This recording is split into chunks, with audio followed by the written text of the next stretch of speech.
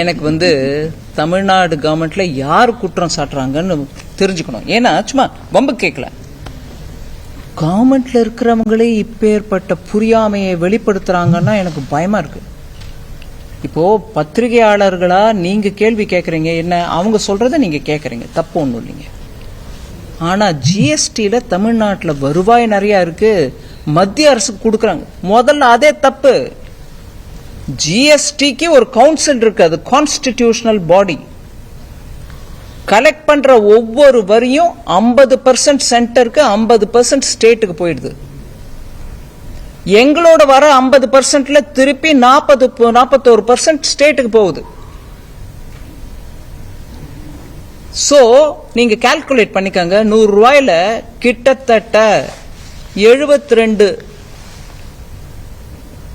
ரூபா ஸ்டேட்டுக்கு போயிட்டு இருக்கும்போது மத்திய அரசுக்கு எங்களுக்கு என்ன கொடுக்கறாங்க? இங்க ஜாஸ்தி கலெக்ட் பண்ணிக்கிட்டு நாங்க அதை எடுத்துட்டு போய் எங்க யாருக்கு கொடுக்கறோம்?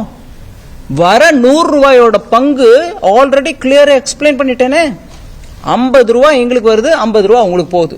எங்களுக்கு வர 50 ரூபாயுமே 41% அங்க ஸ்டேட்டுக்கு போகுதுங்க. சோ எங்களுக்கு மிஞ்சறது எவ்வளவு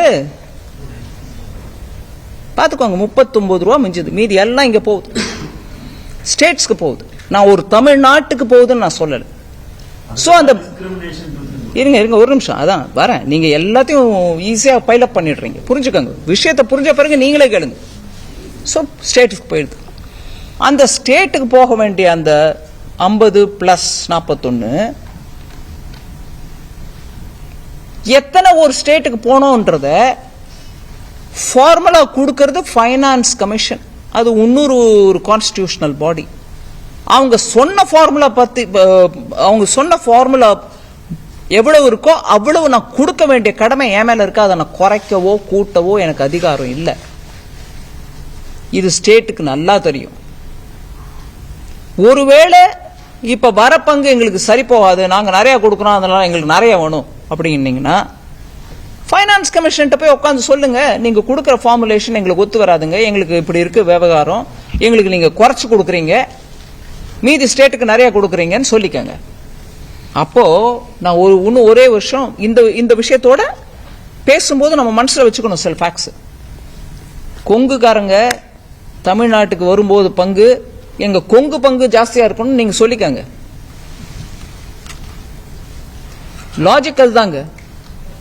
அந்தந்த மாவட்டமும் தன்னுடைய ரெவென்யூ பார்த்துக்கிட்டு எனக்கு வர வேண்டியது இவ்வளவு, எனக்கு அவ்வளவு கொடுக்கல நீங்க ஸ்டேட்டு அப்படின்னு கேட்டீங்கன்னா, உங்க கணக்குலயே நீங்க பாருங்க, தமிழ்நாட்டில்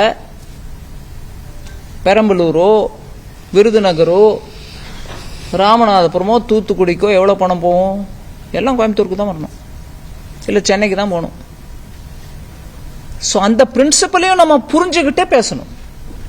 சோ ஃபைனான்ஸ் கமிஷன்ல போய் உட்காந்து சொல்லுங்க, நீங்க கொடுத்த ரேட் கரெக்ட் இல்லைங்க, அதை மாத்தி கொடுங்கன்னு கேளுங்க. ஆனா அவங்க கொடுத்த ரேட்டு படி நான் கொடுக்கறேன் இல்லையான்றத கேள்வி எங்க வேணா கேளுங்க. நான் உங்களுக்கு நம்பர் கொடுக்கறேன், இல்ல கோர்ட்டுக்கு போறீங்கன்னா தாராளமா போங்க, நான் எடுத்து சொல்றேன். ஃபைனான்ஸ் கமிஷன் சொன்னதுல ஒரு பைசா குறைஞ்சிச்சா இல்ல காலதாமதமா வந்துச்சா என்ன கேளுங்க. காலதாமதம் என்ன, சில சமயம் நான் அட்வான்ஸா 2 மாசம் கொடுக்க வேண்டியது முதல் மாசமே கொடுத்துடுறேன். அதனால எங்கேயோ வருத்தம், எங்கேயோ ஒரு இடத்துல போட்டு எல்லாத்துக்கும் மோதியே அப்படின்னா நடக்காதுங்க. பொறுப்புள்ள அரசு பொறுப்போட பேசணும். பொறுப்புள்ள அரசு தனக்கு வரக்கூடிய வருமானத்தை பார்த்துக்கிட்டு சரியா இருக்கா இல்லையான்றது யோசிச்சுட்டு பார்த்துட்டு பேசணுங்க. சும்மா வாய் வார்த்தைக்கு சொல்லிடக்கூடாது.